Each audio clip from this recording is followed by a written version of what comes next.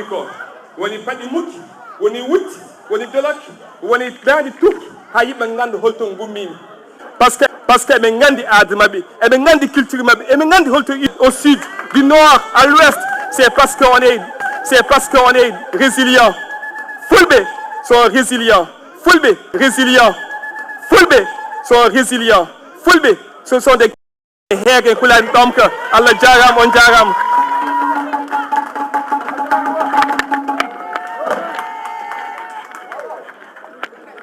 bismillahi arrahmani arrahim wa sallallahu ala nabiyil karim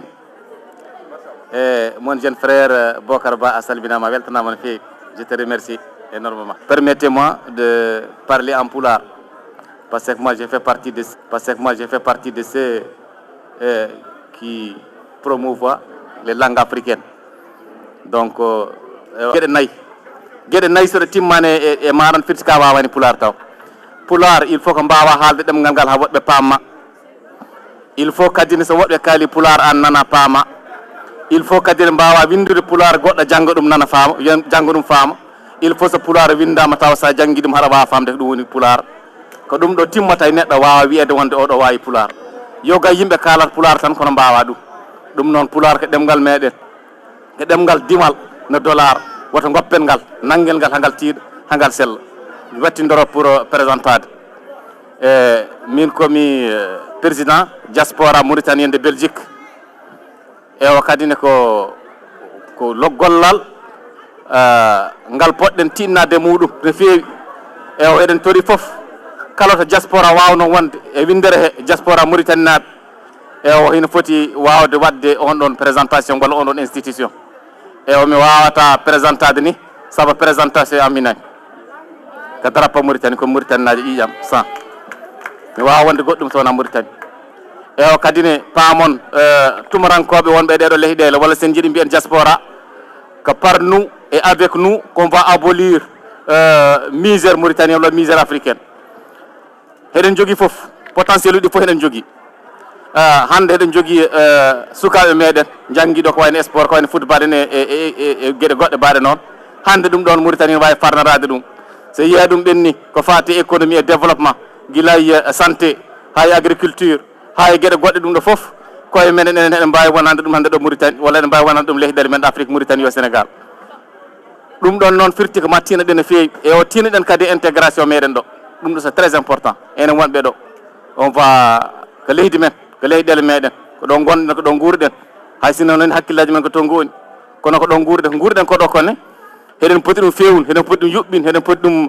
fewde ha peewen ewa kadi eɗen poti nadde politique uji gonɗi ɗo eɗen poti jogade les élus eɗen poti jogade les entrepreneurs d' ailleurs alhamdulillah rabbil alamin ko woni ko ɗo en beltaniɓe no fewi j'ai vu aussi les entrepreneurs beaucoup heɓen ɗo ko Mauritanie naɓe walla Sénégal naɓe dariɓe kadi ne mbaɗi golle joɗɗe jumtuɗe ewa kadi ne naftorteɗe jeeɓateɗe ɗum noon mi wasa jufnade tan no fewi won beltanama noon foof en beltanima kadi ne délégation gimmiɗo ɗo ha Belgique en beltanina musidɗo meɗen Abuja immadi koye meɗen ha Belgique en beltanima joom immadi men ko ɗo ha Belgique en beltanima kadi ne Alassane Sall gimmiɗo ɗo ha Belgique ewa kadi mi wawa gasnude taw mi haalani les entrepreneurs walluɓe min hamin mbawi immade Belgique min gaari ɗo hina hen suka men goto tinniɗo baɗɗo kadi ne hono ko mbaɗɗon ko ɗo c'est entrepreneur tinniɗo on wiya Mama Sy ewa Mama Sy kadi ne waɗi toon ko restaurant mawɗo mo Mauritanie naɓe foof garata kawrita mbaɗɗon réunion ji ma mbaɗɗon activité ji mabɓe ewa ko noon kadi jettirten Rougidat ko sokonajo meɗen kadi ne gonɗo toon joguiɗo boutique kadi ne jeeyowo gueɗe men gueɗe ñamateɗe gueɗe mbaɗe noon kadi ko neɗɗo tinniɗo baɗɗo kadi ha wawi fiya ko noon beltanamten en Soldier Hems ko artiste e o organisé o journée culturelle gaddowo les artistes partout africain ji waɗa ɗum ɗo Bruxelles en jogui journée culturelle ko kam jogui ɗum hene noon kadi noon jettirten kadi suka men goto capata mbiya Hamed Nayna e kam kadi jogui docteur Hamed Nayna kam jogui kadi société walla société biyeteɗo Kadorim kadi ne ko société vraiment tinniɗo baɗɗo golle mawɗe ɓeɗo ko yimɓe tinniɓe ko yimɓe kadi ne jeeyaɓe diaspora Mauritanie de Belgique qui ont osé et qui ont réussi ɗum noon on mi remercie on no fewi ha ɗon tan wawi hadda weltanam annene dow ɗiɗo mbadi merci beaucoup. Laissez le micro à donner au monsieur celui-ci. Okay. Merci beaucoup Patrice.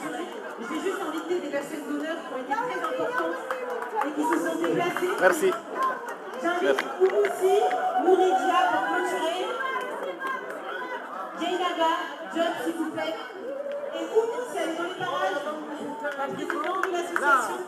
On va clôturer à 17h. On aimerait bien avoir vos impressions. Voilà. Tu veux qu'elle tienne les deux à chaque fois? Ouais, Ok. Je vais donner la parole à Djeynaba Diop. Je vais te laisser les deux micros, si ça te va. Petite présentation et un mot d'ouverture. On se met là. Gare tawnude. Assalamu alaikum mon bandiraɓe. Goto mon fof mi salmini ɗum inde mum e yettode mum. Min ko Dieynaba Diop biyetemi. Jeeyami ko to biyete Tiguére Siré. Mawnimi ko Muro. Komi Halpulaar et comme député à l'Assemblée nationale depuis 2024. Donc, wadi joni duuɓi ɗiɗi ko nanmi Assemblée nationale. Ton kam boti ko min tan woni ton bio bimi bi Halpulaar kono kam ko naware mawde et puis surtout mi jildodira hen e faraysi seeɗa. C'est un immense honneur pour moi d'être avec vous aujourd'hui à côté de ma sœur Dendam Oumoussi Bassafarnare et de Houreja, Mouaouridja. Je pense que c'est important de rappeler aux enfants de ce pays que être binational, avoir la biculture, c'est une très grande richesse. Parce que ça y est, dimen baby maka France najo, an ka juddu jeri mala ka juddu farais, hay vache folen nani hen kono non. Dum fofe wade non eden jarno jinnaɓe ɓe eden jarno babiraɓe ɓe eden jarno yumiraɓe ɓe par ce que so wonano kamɓe e tinnare mabɓe en darota ko ɗo hande eɗen kaala eɗen mbiya enen ken sukaɓe fulɓe eɗen dari ɗo eɗen gone e Le Havre.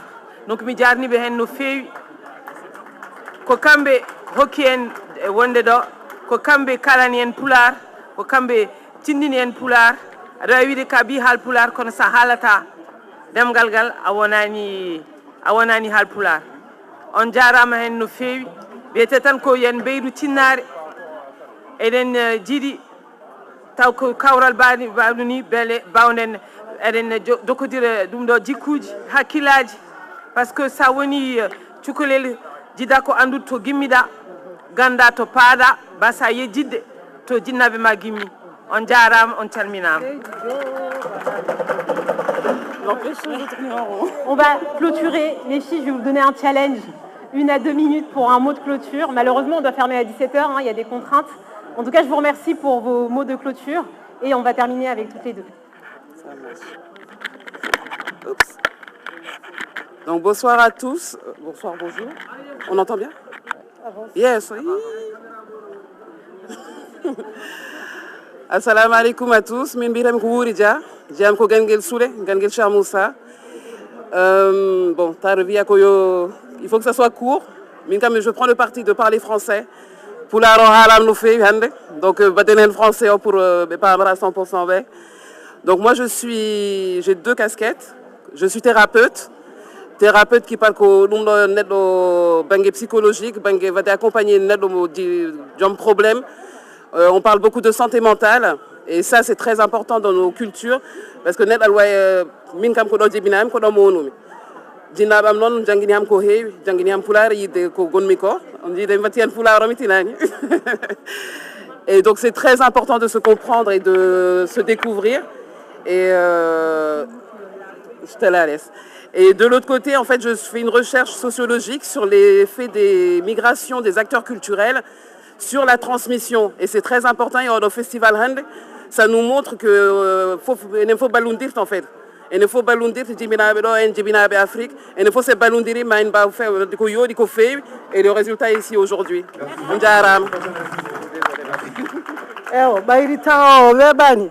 On calmina mon juurama on mantama on manama on jarama invitation ɓiɗɗo juurɗo ɓiɗɗo pullo so ari ɗo foti ko farnade ko woni ko neɗɗo foti ko fasnade ko woni ko fanoro ko woni ko tawri yummum bammum mbeɗa yetti Allah mbeɗa yetti jinnaɓam mbeɗa yetti Allah mbeɗa yetti Havre naaɓe jaɓɓimamami cuɓɓimamami hakkude fulɓe foof yomi ar mi waɗa maîtresse cérémonie. Donc je vais clôturer moi puisque tout a été dit. yalla yaw ɓeyda ko waɗa hannde ko yo a limte duuɓe kitali tawne koye ɓamtare e leñol ngol ko faaro meɗen enen jibinaɓe ɗo mawniɓe ɗo sa yiyaɗa haala pular ko a yettat jinnaɓe ma jetta Allah jetta jinnaɓe ma fof fawi ko éducation minenne somin gari min mbaɗani komin mbawi min jibini min jangguinaɓe koɓe tawi ko yummum e bammum on jarama on calminama. Merci beaucoup. C'est la clôture. Bonne fin de journée à tous. On va inviter le public à sortir. On a un impératif sur 17h et on se donne rendez-vous à 19h pour le concert. Merci à tous. Merci à tous.